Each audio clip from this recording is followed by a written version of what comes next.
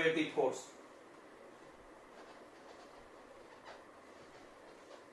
Conservative force और दूसरा non conservative force.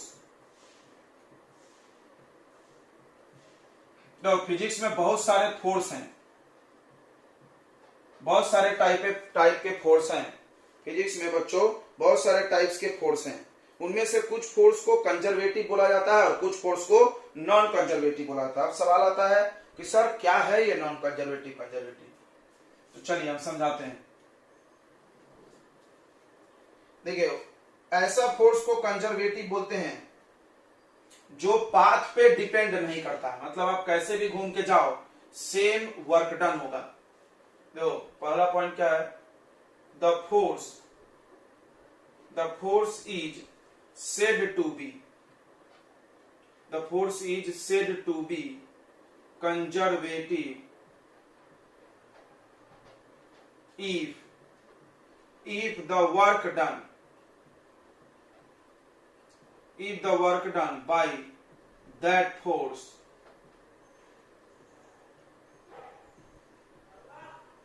do not depends on path पे depend नहीं करता हो। ठीक है, ठीक है, काय पे डिपेंड करता हो तो ये दिखाते हैं, सिर्फ इनिशियल और फाइनल पे। ठीक है, work done by conservative force only depends on initial and final position।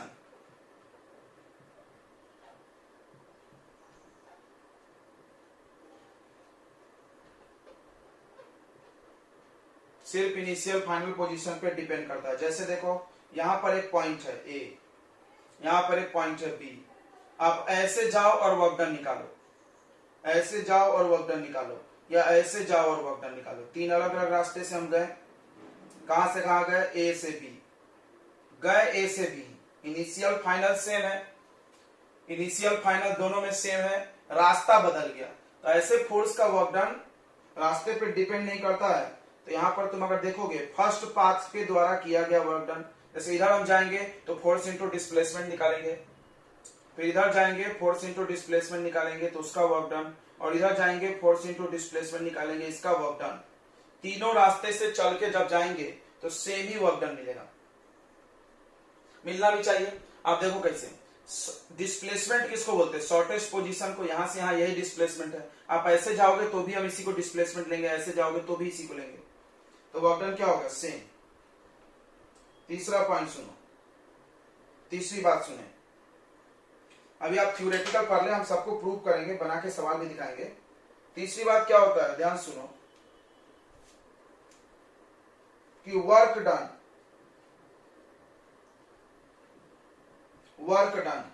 by conservative force along a closed path, work done by conservative force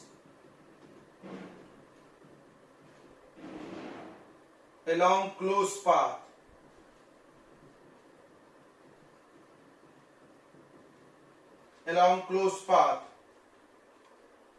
path में E जीरो, इसको समझो। मतलब क्या होगा, इसमें क्या होगा बच्चों, कि जैसे मान लीजिए आप ए से बी गए, और क्लोज करिए, फिर बी से ए आइए, क्लोज करिए, जरा समझना, इसको कंफ्यूज मत होना। जैसे हम इधर से इधर गए, कुछ वर्क डन हुआ, अच्छा इधर से इधर आए हैं तो भी उतना ही वर्क डन होगा, लेकिन निगेटिव होगा। कोई बोला क्यों सर, यहाँ तो आपने सेम पॉजिटिव लिया, तो हम बोले इसमें सब में हम गए हैं, तुम ध्यान से देखो, इसमें हम तीनों पॉइंट में इधर गए हैं, तो इस सब में डिस्प्लेसमेंट इधर, फोर्स इधर, डिस्प्लेसमेंट इधर, फोर्स इधर, सेम साइन आएगा।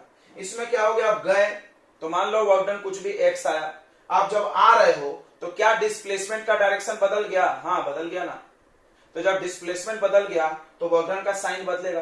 तो मान लो इधर से जाने में W वर्क डन, तो आने में -W, टोटल वर्क डन कितना हो जाएगा, पूरे क्लोज पाथ का जोड़ोगे तो 0। इसको ऐसा भी समझते हैं कि आप यहां से गए और यहां पे आ गए तो डिस्प्लेसमेंट कितना, 0। डिस्प्लेसमेंट कितना, 0, तो वर्क डन 0। ठीक है, तो work done by conservative force along A close path is 0। कब 0, कंजर्वेटिव फोर्स हो तब 0, हमेशा 0 नहीं। जब कंजर्वेटिव, नॉन कंजर्वेटिव होगा तो आ भी जाएंगे तो 0 नहीं होगा। ठीक है, तीसरी पॉइंट समझ में आ गई।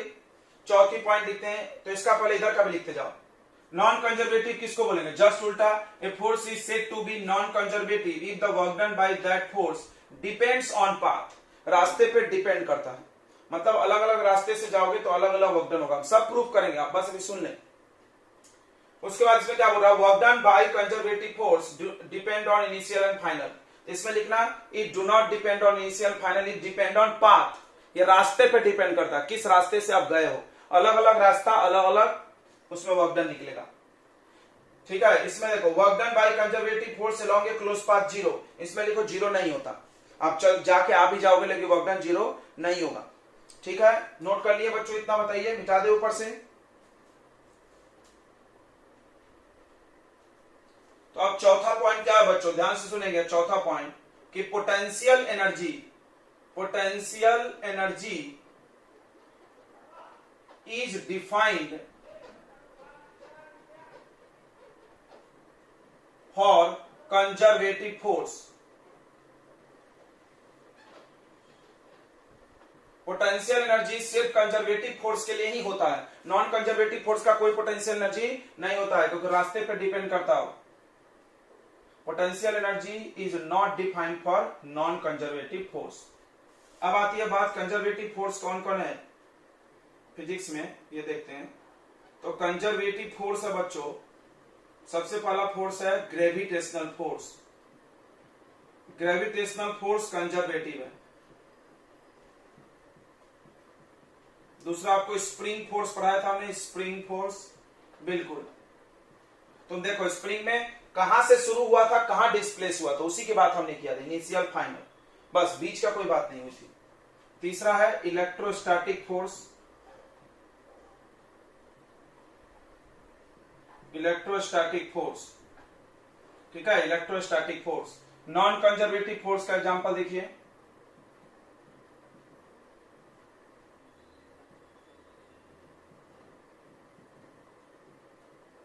Frictional force. फ्रिक्शनल फोर्स, अगर फ्रिक्शनल फोर्स वर्क करेगा तो नॉन कंजर्वेटिव हो जाएगा, सब वर्क वाली कहानी नॉन कंजर्वेटिव का लगेगा। विस्कोसिटी,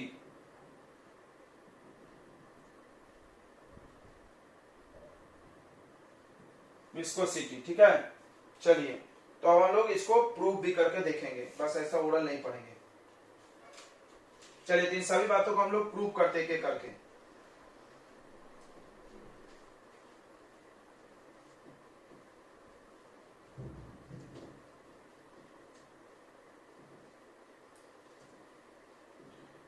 तो पहला क्वेश्चन हम लोग कर रहे हैं कंजर्वेटिव नॉन कंजर्वेटिव पे। देखो पहला क्वेश्चन, प्रूव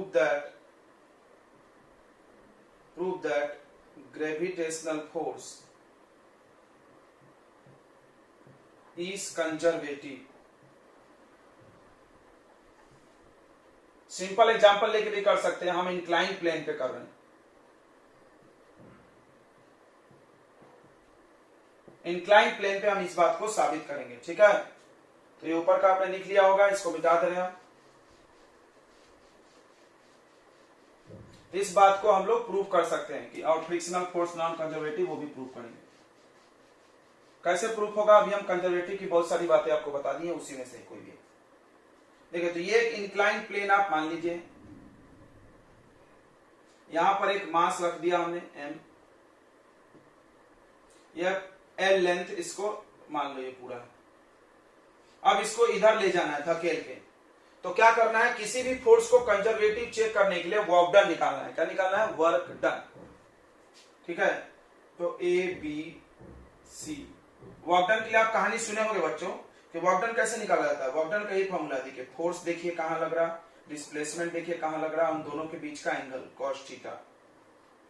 चलिए, work done by gravitational force, इस वस्तु पे ग्रेविटेशनल फोर्स कहां लग रहा है, नीचे। अच्छा, ये एंगल थीटा है और ये जा कहां रहा है, सामने। तो एंगल कितना होगा, एंगल थीटा होगा, नहीं नहीं नहीं, यहां बना के सोचो, ये इतना बड़ा एंगल थोड़ी थीटा हो गया, थीटा तो छोटा सा है। आप इसको ऐसे कर लो, टुक टुक टुक टुक टुक टुक टुक टुक टुक टुक टुक टुक टुक टुक टुक टुक टुक टुक टुक। देखो यहाँ पे बना लो ऐसे टक टक टक टक। तो ये थीटा है तो ये भी थीटा होगा, बिल्कुल समझ गया ना। ये लाइन और ये लाइन पैरेलल है तो थीटा थीटा सेम होगा। अब जाइए हम दूसरा पेन ला ले, अच्छा रहता है दिखाने के लिए। जब ये थीटा है तो ये भी थीटा होगा क्या बच्चों? यस। बट हमको तो पूरा एंगल चाहिए फोर्स और डिस्प्लेसमेंट के बीच का। तो देखो ये नीचे वाला 90 है, नीचे यहां लग रहा mg और यहां लग रहा l। ये फोर्स ये डिस्प्लेसमेंट दोनों के बीच का एंगल चाहिए, तो 90 प्लस थीटा। तो चलिए वर्क डन निकालते हैं। जब हम A से B जा रहे हैं, कैसे जा रहे हैं अभी हम? A से B। हमने क्या बोला था? अलग अलग रास्ते से भी जाओगे सेम वर्क डन होगा, यही बोले थे ना। कंजर्वेटिव फोर्स किसको बोलते हैं? Do not depend on path, रास्ते पे डिपेंड नहीं करता, depend on initial and final, कहां से चले कहां पहुंचे।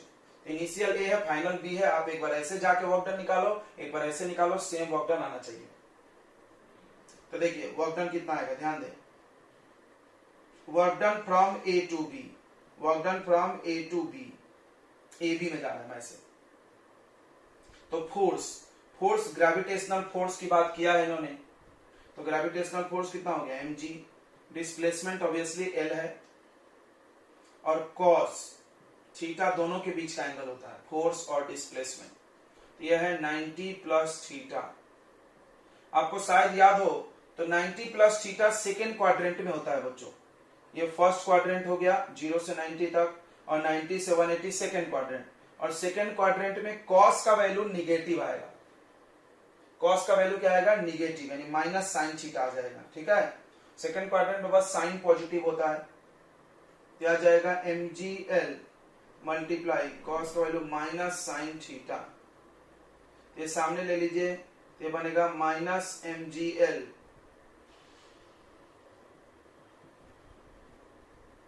ये वर्क डन आ गया from A to B. Okay next, अब हम लोग निकालेंगे work done from A C B, यानी अब ए से सी, सी से बी होके गए ऐसे टुक टुक, बराबर है। ऐसे आए फिर ऐसे गए, सेम कोई से भी जाओ, बोलते हैं कैसे भी तुम घूम के जाओ, सेम और इनिशियल फाइनल रहेगा तो वर्क डन सेम आना चाहिए, इतना ही वर्क डन आना चाहिए। अगर आ गया तो हम बोलेंगे कंजर्वेटिव है, नहीं तो नहीं है भाई। तो देखिए अब ए से सी जा रहे हैं, ए से सी का डिस्प्लेसमेंट निकालते। देखिए किसी भी ट्रायंगल में ये थीटा है और हाइपोटेनस एल है, तो सटा तो कॉस, हटा तो साइन वाला लॉजिक तो याद ही होगा। तो ये अगर थीटा है, ये एल है, तो ये हो जाएगा एल कॉस थीटा, सटा तो कॉस, और ये हो जाएगा एल साइन थीटा। होगा क्या? बिल्कुल, जिसको ये सटा हटा नहीं समझता है वो P by H B by H करके निकाल ले। Base upon hypotenuse cos theta, cross करना यही आएगा, इसी का वैल्यू। बीसी का वैल्यू आप निकाल सकते हो perpendicular upon hypotenuse sine theta. Perpendicular आप डाल लेना बीसी और हाइपोटेनस एल, तो वहां से इतना आ जाएगा। डायरेक्ट भी समझा दिया हमने, थीटा यहाँ है, थीटा से जो चिपका हुआ है उसमें कॉस और दूसरा वाले में साइन। चलिए तो हमको ए से सी और बी से, वर्क डन एक स्केलर क्वांटिटी है, इसमें कोई डायरेक्शन का लोचा नहीं। तो आपको ए से सी और देखो ये अलग अलग एक्सिस पे, सेम मत ले लो, तो इसको अलग निकालो, इसको अलग निकालो और प्लस कर दो, वर्क डन आराम से प्लस होता है। इसमें वेक्टर वाला रूल लगेगा क्या? 90 वाला नहीं, अगर वेक्टर रहता तो लगता ए बी स्क्वायर ऐसा ऐड करते, लेकिन ये तो स्केलर है भाई। तो force work done from A C और work done from B C दोनों को प्लस कर दो, ए टू सी फिर सी टू बी ऐसा।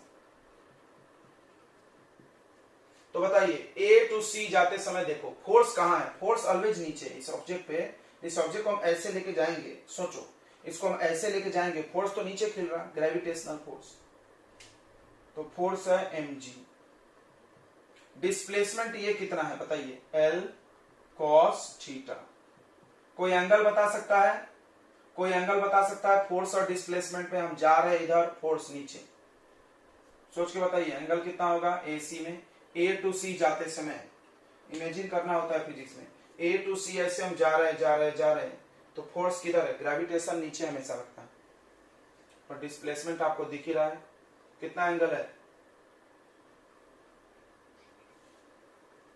तो cos 90, cos 90 हो जाएगा 0, यानी पूरा 0 हो गया। ऐसे भी तुम पढ़े हो कि अगर फोर्स और डिस्प्लेसमेंट परपेंडिकुलर हो तो उसको जीरो वर्क डन बोलते हैं। अब C2A देखो, C2A ध्यान दो, C2A में ध्यान दो, फोर्स कहां लग रहा है? और आप यहां से ऐसे जाओगे तो फोर्स कहां लग रहा है? नीचे mg, और डिस्प्लेसमेंट कहां हो रहा? ऊपर। तो देखो वर्क डन का फॉर्मूला फोर्स यानी mg, फोर्स यानी mg, डिस्प्लेसमेंट यानी L sin थीटा, और एंगल हो गया cos 180। क्लियर हो रहा है क्या? देखो फोर्स नीचे, डिस्प्लेसमेंट ऊपर, एंगल कितना? 180 डिग्री। आपको अगर पता है कि ऊपर और नीचे रहे तो निगेटिव वर्क बोलते, तो माइनस भी लगा सकते थे डायरेक्ट। ये तो हो गया 0 cos 90 की वजह से। ये बचेगा देखो mgl sin थीटा cos 180 -1। तो क्या दिखा आपको बताइए, क्या दिखा बच्चों? कि अगर आप A to B गए, या आप A से C फिर C से B गए तो ये और से B, देखो दोनों A B कॉमन है, ये दोनों इक्वल आएगा। इसका मतलब इसमें जो भी फोर्स लगा है वर्क डन चेक किया जाता है। देखो हमने बताया भी था, वर्क डन से हम चेक कर रहे हैं कि क्या है स्वभाव इसका। तो इसका मतलब ग्रेविटेशनल फोर्स कंजर्वेटिव है, वर्क कंजर्वेटिव नहीं होता, फोर्स होता। इसका मतलब ग्रेविटेशनल फोर्स कंजर्वेटिव है।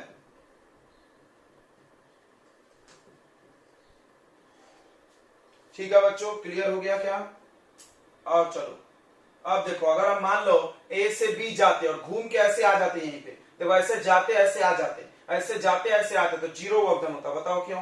क्योंकि जाते तो इतना वर्क डन और आते तो यही प्लस में होता। क्यों प्लस में होता? हम आ रहे हैं तो ये साइन प्लस होता, 180 नहीं होता, जीरो होता, तो ये प्लस में होता। फिर यहाँ पर तो जीरो वर्क डन, तो यहाँ वर्क डन कितना? जीरो। यहाँ कितना? mgl sin थीटा था, -1 नहीं आता, आ रहे तो टोटल वर्क डन कितना आता? इन दोनों को प्लस करते तो जीरो आता ना। तो हमने ये भी प्रॉपर्टी लिखा है कि क्लोज साइकिल में चलोगे तो वर्क डन जीरो होगा, कंजर्वेटिव फोर्स के द्वारा किया गया वर्क डन जीरो होगा। ठीक है, इतनी बातें समझ गई? चलिए इसको एक और चीज में प्रूव कर लेते हैं हम लोग। पहला प्रूफ हो गया ना, gravity on incline plane prove किए। अब हम लोग प्रूव कर लेते हैं इसको ऑन फ्री फॉलिंग ऑब्जेक्ट। काय पे भी प्रूव कर सकते, काय पे भी, तुम्हारी मर्जी। ये तो बहुत आसान होगा, फ्री फॉलिंग ऑब्जेक्ट। ठीक है, इधर मिटा दे, हो गया होगा बच्चों? हो गया क्या?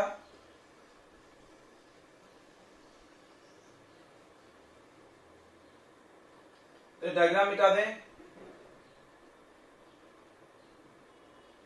डायग्राम मिटा दे क्या?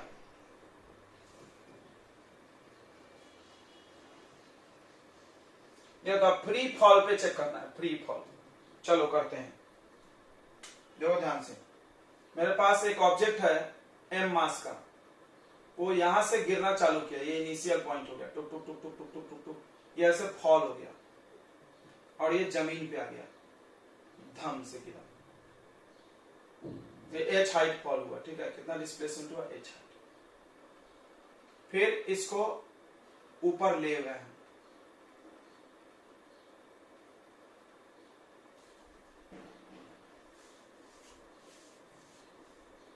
ये A से B हमारा, ये A पॉइंट है, ये B पॉइंट है, ऐसे है। अब आप इसको ऐसे घुमा दो यहाँ पे, फिर यहाँ पे लाओ, यहाँ पे लाओ, और फिर यहाँ पे लाओ। इसमें भी हम A से C गए, फिर D गए, फिर B पे आए। क्लियर है?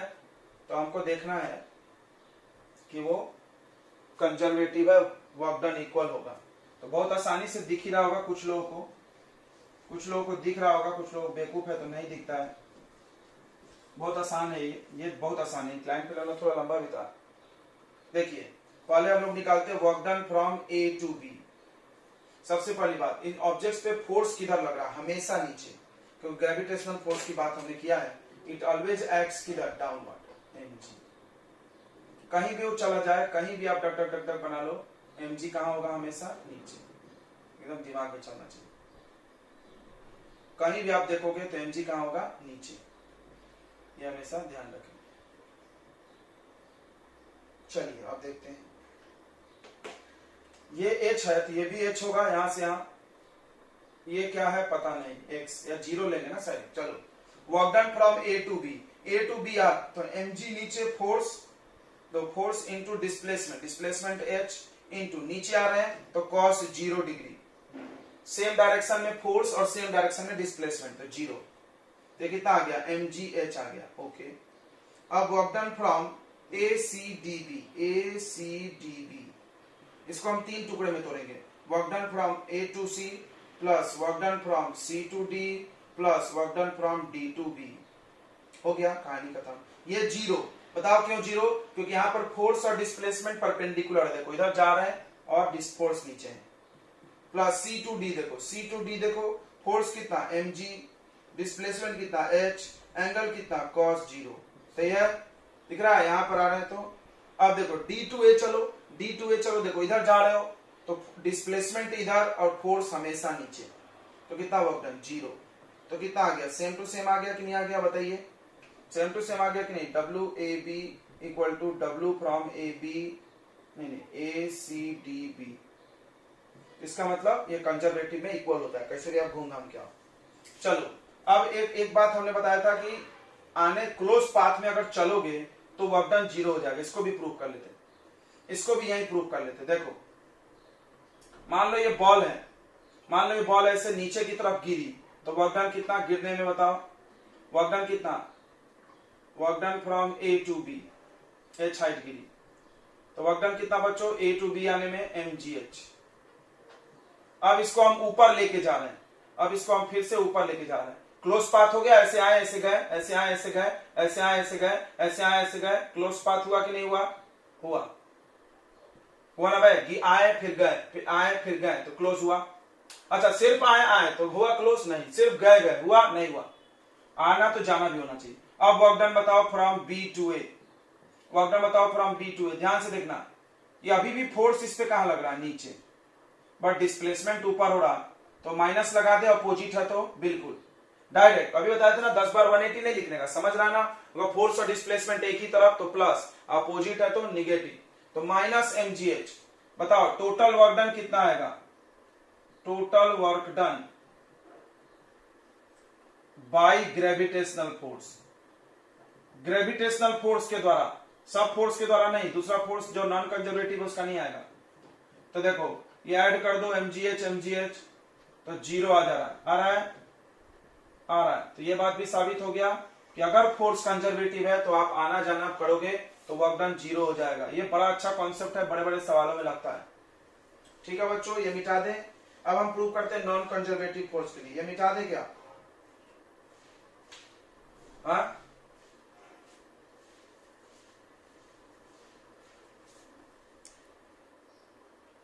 लो बच्चों, फ्रिक्शनल फोर्स नॉन कंजर्वेटिव है तो इसको भी प्रूव करना पड़ेगा।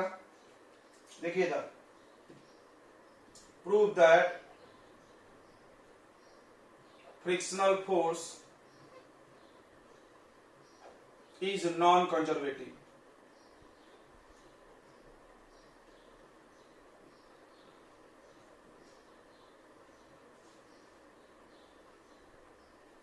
तो देखो यहां एक ब्लॉक है m मास का, उसको हमने चलाते चलाते यहां लाए, ऐसे वो चल के गया, कितना मीटर चला, x। अब हमको इसमें देखो वर्क डन सबका निकलता है, तुमको हम पढ़ाए थे एक दिन, work done by force, work done by friction, work done by normal reaction, work done bye gravitation, याद होगा हमने हर फोर्स का वर्क डन निकाला था। जिस फोर्स की बात करें उसकी बात करना। देखो अभी हमको फ्रिक्शनल फोर्स को चेक करना है, तो हम निकालेंगे बच्चों work done bye frictional force. तो फ्रिक्शन कहां लग रहा है, पीछे, फोर्स पीछे है, याद रखो तुम्हारा, तुम जा रहे हो इधर वो अलग बात है, लेकिन फोर्स तुम्हारा पीछे है, तो work done bye frictional force कहां से कहां जा रहा है, अभी मान लो ये A है ये B है, तो A to B, कहां से कहां जा रहा है, A to B जा रहा है। ठीक है, तो वर्क डन का फॉर्मूला क्या होता है, force into displacement into cos theta. Force किधर, पीछे, देखो इधर स्मॉल है, डिस्प्लेसमेंट किधर, सामने x, थीटा कितना 180, चाहो तो डायरेक्ट माइनस लगा लो, टाइम बर्बाद कर रहे हो तुम लोग, 180 लिख के डायरेक्ट माइनस, तो ये आ गया माइनस एफ एक्स ए से बी में। ठीक है, अब एक काम करो, बी से ए निकालो, जीरो आ रहा है कि नहीं देखते हैं, नहीं जीरो है तो भी नॉन कंजर्वेटिव बोल सकते, दोनों प्रूफ हो जाएगा। Work done by friction from B to A. आप कोई बताओ मेरे को सोच के, जब हम इसको इधर धकेल के ला रहे होंगे तो फ्रिक्शन किधर लग रहा होगा, बताओ, इसका अलग डायग्राम बना लेके, किधर लग रहा होगा, लेफ्ट की राइट, ये एक्स है, अब ये इधर आ रहा है धकेल के, बताइए फ्रिक्शन किधर लगेगा, इधर सेम डायरेक्शन लगेगा, उल्टा रहेगा। सोचो, फ्रिक्शन हमेशा टेंडेंसी ऑफ मोशन को अपोज करता है, जिधर चल रहे हैं उसके विपरीत में, तो हम इधर चल रहे हैं तो फ्रिक्शन कहां लगेगा, पीछे लगेगा ना, तो work done by friction from B to A कितना हो जाएगा, फोर्स कितना है, फ्रिक्शन, डिस्प्लेसमेंट एक्स इनटू, देखो यहां भी अपोजिट है, जा रहे हो इधर, फ्रिक्शन इधर, तो -1, तो ये भी माइनस एफ एक्स। क्या ये जीरो आया क्लोज पाथ में, हम क्लोज पाथ में गए ना, देखो ऐसे गए भी और आए भी, गए भी और आए भी, जीरो आया नहीं, कोई ये मत बोला कि सब वर्क डन सेम आ गया कंजर्वेटिव, अरे बेवकूफ, सेम ऐसा नहीं, जाना और आना नहीं देखना पड़ता, सेम इनिशियल फाइनल सेम होना चाहिए, ऐसे आए फिर ऐसे आए, देखो दोनों में आए हैं तो सेम आना चाहिए। अभी क्या हमने क्लोज पाथ का निकाला, तो work done from A to B plus work done from B to A, क्या ये जीरो आ रहा है, बताओ बच्चों, जीरो आ रहा है कि नहीं आ रहा है, बोल नहीं रहे सब, जीरो आएगा कि नहीं आएगा, ये जीरो नहीं आएगा, -2 एफ एक्स आ जाएगा, ऐड हो जाएगा, सेम साइन है तो, नॉट जीरो, जीरो नहीं आया, सो इसका ये मतलब है कि work done by friction force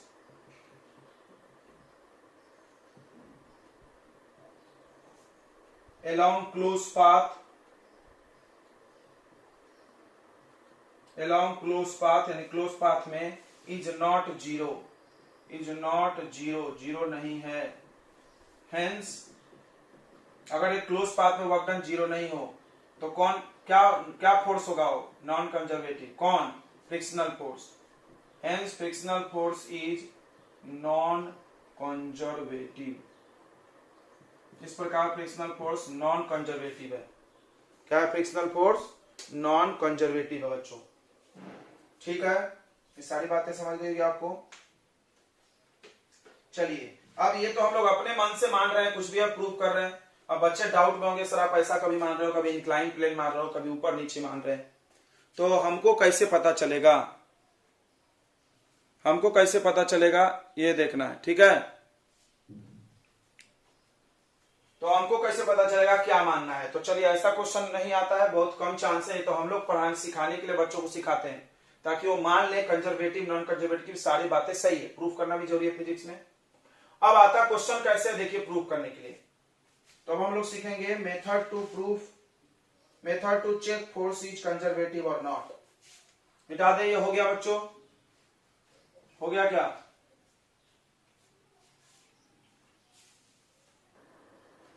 तो जवाब है सर चेक कैसे होगा, ये तो फोर्स आपने अलग ही दे दिया है, इसके पहले हमने जितने क्वेश्चन कराए उसमें हम अपने मन से मान रहे थे, वैसे क्वेश्चन बहुत कम आते हैं, वो कॉन्सेप्ट समझाने के लिए यूज किया जाता है कि बच्चों मान ले कंजर्वेटिव में ये सारी बातें ऐसी ऐसी होती हैं, वर्क डन जीरो होता है क्लोज पाथ में, और अगर सेम ही पॉइंट से गए और इनिशियल फाइनल पॉइंट अगर सेम है तो वर्क डन सेम रहेगा।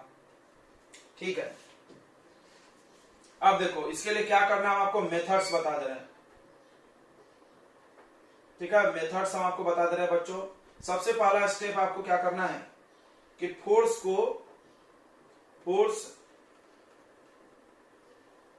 Right force in I J के form, write force equal to ऐसा लिख लें, F X I plus F Y J plus F Z के, and get the value of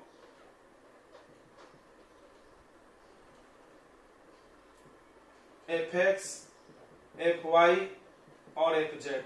देखो आई के साथ जो लिखा हो एफ एक्स होगा, आई के साथ जो भी लिखा चाहे कुछ भी लिखा हो एफ एक्स, फिर एफ वाई फिर एफ जेड। के नहीं है तो जीरो मान सकते हैं आप, के नहीं है तो आप जीरो मान सकते हैं। सेकेंड स्टेप में क्या करना है आपको, तीन काम करना है। पहला देखो del F X by del Y, मतलब एक्स का डिफरेंशिएशन वाई के रिस्पेक्ट में, एफ एक्स का डिफरेंशिएशन वाई के रिस्पेक्ट में करो। ये डी नहीं है, ये ऐसा है डेल। डेल को हम लोग पढ़ते हैं पार्शियल डिफरेंशिएशन, इसको क्या पढ़ते हैं, पार्शियल डिफरेंशिएशन। मतलब जिसका हम बात करेंगे उसी को डिफरेंशिएट करना है, सबको नहीं। पार्शियल डिफरेंशिएशन डी नहीं है ये, ठीक है, हम लोग डी लिख सकते हैं बट ये डेल है, पार्शियल डिफरेंशिएशन, ठीक है, इसको पढ़ते हैं डेल। तो एफ एक्स का डिफरेंशिएशन वाई के रेस्पेक्ट में इक्वल आना चाहिए, उल्टा बताओ क्या होगा, एफ वाई का डिफरेंशिएशन किसके रेस्पेक्ट में, एक्स के रेस्पेक्ट में, ये दो इक्वल आना चाहिए। ये वैल्यू 5 आया, ये भी 5 आना चाहिए। दूसरा, अब सबके लिए करो ऐसा, del F Y X Y हो गया, वाई जेड होगा, del Z equal to del F Z by del क्या होगा यहाँ पे वाई। क्लियर हो गया, y का डिफरेंशिएशन z के रेस्पेक्ट में, z का डिफरेंशिएशन y के रेस्पेक्ट में। और तीसरा del X Y Y Z Z X, del F Z upon X equal to del F X upon del Z. ये तीनों इक्वल आना चाहिए, तीनों आपस में इक्वल, सेम सेम नहीं। मान लो 3 3 आ गया, 4 4 आ गया, 5 5 आ गया, दोनों इक्वल आना चाहिए बस, तब उस फोर्स को कंजर्वेटिव बोलेंगे। अगर ये दोनों कंडीशन सेटिस्फाई हो गया then force is conservative।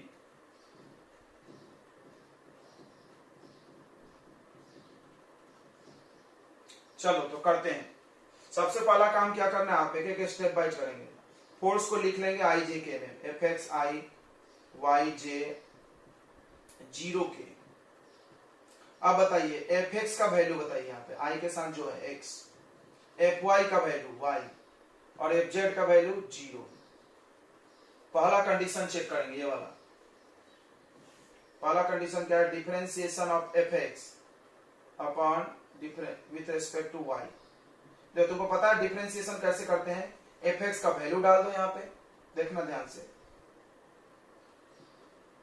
X डाल दिए, इसका वैल्यू क्या है एक्स। अब आप एक बात बताओ, आपने पढ़ा है, बार बार हमें पढ़ाए होंगे कि आप डिफरेंशिएट कर रहे हो वाई के लिए और डिफरेंशिएशन एक्स का, शादी है वाई का, दूल्हा बना है एक्स, शादी होगी नहीं होगी, तो डिफरेंशिएशन कितना हो जाएगा 0। शायद आपको एक समझाया था, हमने एग्जांपल भी दिए थे। मतलब हम डिफरेंशिएट कर रहे हैं वाई के लिए, तो वाई वाला होना चाहिए, नहीं है वाई वाला तो ये कांस्टेंट है। ऐसा नहीं कि कांस्टेंट में सिर्फ नंबर रहता है, कांस्टेंट में कुछ भी हो सकता है, एक वाई के अलावा सब कांस्टेंट, तो एक्स कांस्टेंट है। अच्छा, इसीलिए हम इसको पार्शियल बोल रहे हैं। क्यों पार्शियल बोल रहे हैं समझना, क्योंकि एक्चुअली एक्स भी वेरिएबल है, वाई भी है, लेकिन हम जब हम एक्स को कर रहे हैं तो हम वाई जेड के बारे में नहीं सोच रहे हैं। को बोला कैसे सर, तो आप देखो एक्स के लिए भी डिफरेंशिएट कर रहे हो ना इसी क्वेश्चन में, वाई के लिए भी कर रहे हो, जेड के लिए भी कर रहे हो, मतलब वेरिएबल तो तीनों है, क्योंकि डिफरेंशिएट तीनों के लिए हो रहा है। फिर आप कांस्टेंट क्यों मान लिए, पार्शियल डिफरेंशिएशन का यही मतलब होता है कि आप एक एक टुकड़ा को डिफरेंशिएट करें, टुक टुक टुक, मतलब हम एफ एक्स को करें तो एफ एक्स को ही कर रहे हैं, वाई के बारे में नहीं सोच रहे हैं, जेड के बारे में नहीं, ये पार्शियल। अगर ये डी लिखते तो सबको करते डिफरेंशिएशन एक साथ, ये अंतर समझना। तो देखिए यहां पर हो गया partial differentiation of F X with respect to Y, यानी एफ एक्स का वैल्यू डाल दिए एक्स, एक्स का डिफरेंशिएशन कोई बोलेगा 1, बेवकूफ, कब 1 होगा, जब यहाँ पे dx होता, x x होता तो 1, यहाँ पे y है, y के लिए डिफरेंशिएट कर रहे हैं और x है तो 0 कांस्टेंट हो गया वो। अब ये निकालो, ये भी 0 आना चाहिए। तो partial differentiation of F Y with respect to dx, बताइए एफ वाई का वैल्यू कितना है y, and differentiation of y with respect to x, बताओ y डिफरेंशिएट तो y को कर रहे हैं, लेकिन किसके रेस्पेक्ट में, x के रेस्पेक्ट में, 0। फिर से तो ये पहला कंडीशन सेटिस्फाई हो गया, यस, ये 0 वो 0 सेम आया। दूसरा देखेंगे कंडीशन, दूसरा partial differentiation of y with respect to z करेंगे, तो इसमें एफ वाई का वैल्यू डालिए, एफ वाई क्या है, y है, और डिफरेंशिएशन करेंगे जेड के लिए, कितना आ गया 0। तुमको ऐसा लग रहा है हमेशा 0 आता होगा? नहीं, ये ऐसा क्वेश्चन है इसलिए 0 आया। अब देखो पार्शियल डिफरेंशिएशन ऑफ एफ, ये करना है F Z with respect to F Y. बताइए 0, एफ जेड का वैल्यू कितना है 0 है, तो वहां 0 रख दिए विथ रेस्पेक्ट टू वाई। देखो 0 का डिफरेंशिएशन क्या होगा 0, जो 0 है उसका डिफरेंशिएशन क्या होगा 0 होगा। नेक्स्ट सी, अब ये कंडीशन चेक करो, यह कंडीशन चेक करते हैं, ठीक है। तो इसको किया आपने differentiation of F Z with respect to x.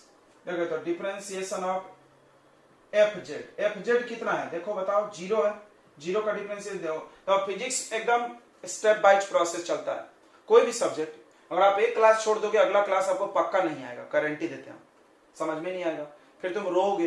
एक दिन के मुआवजे में तुम्हारा पूरा का पूरा चैप्टर चला जाएगा।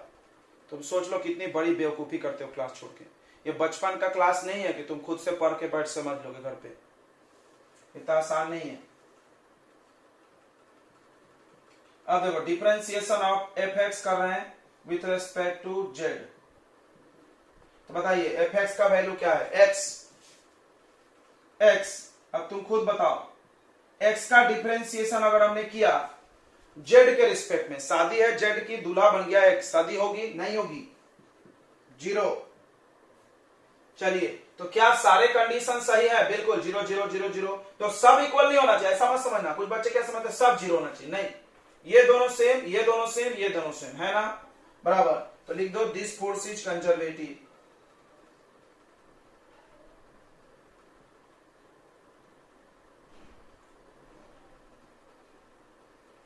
चलिए समझ में आ गया? किसी को कोई डाउट है तो आप पूछ सकते हैं माइक ऑन करके अपना सवाल। क्या करना है, यहां ऊपर लिखा भी था एफ एक्स आई, एफ वाई जे और एफ जेड के। एफ जेड नहीं है तो 0 के लिखे। अब यहां से एफ एक्स का वैल्यू निकाल दो। एफ एक्स ये होगा, यही मार्किंग कर देते ना, क्या वैल्यू निकालोगे? ये एफ एक्स है, ये एफ वाई है और ये 0, ठीक है, एफ जेड है। तो पहला कंडीशन चेक करते हैं, differentiation of F X with respect to Y. देखो तो डिफरेंशिएशन ऑफ डी वाई लिखिए और एफ एक्स का वैल्यू क्या है 2y square. 2y square differentiation में 2 का तो नहीं होगा, 2 बाहर लिखेंगे लेकिन y के पावर 2 का होगा। डिफरेंशिएशन में पावर सामने आता है तो 2 2 जा 4, 2 2 जा 4y, ये आ गया बच्चों 4y। अब डिफरेंशिएशन ऑफ एफ है y with respect to differentiation of x। तो फिर डिफरेंशिएशन ऑफ, अब देखिए यह करेंगे यहाँ पे 2x स्क्वायर, 2x स्क्वायर, ठीक है ना। किसका वैल्यू डाले एफ वाई का, 2x स्क्वायर। तो कितना आ जाएगा, पावर सामने आएगा तो यह आ जाएगा 4x। क्या ये सेम है? एक ही कंडीशन फेल हो गया, आगे चेक भी मत करो, आगे चेक मत करो, कोई जरूरत नहीं है। तो लिख दो नॉन कंजर्वेटिव फोर्स।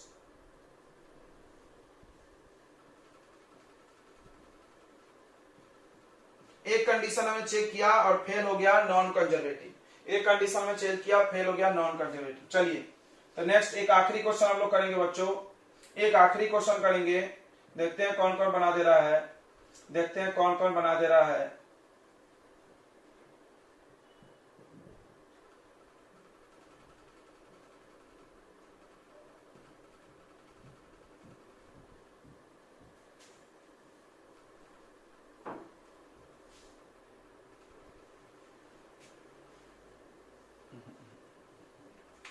चलिए करके बताइए आखिरी वाला क्वेश्चन, थर्ड, कंजर्वेटिव और नॉट।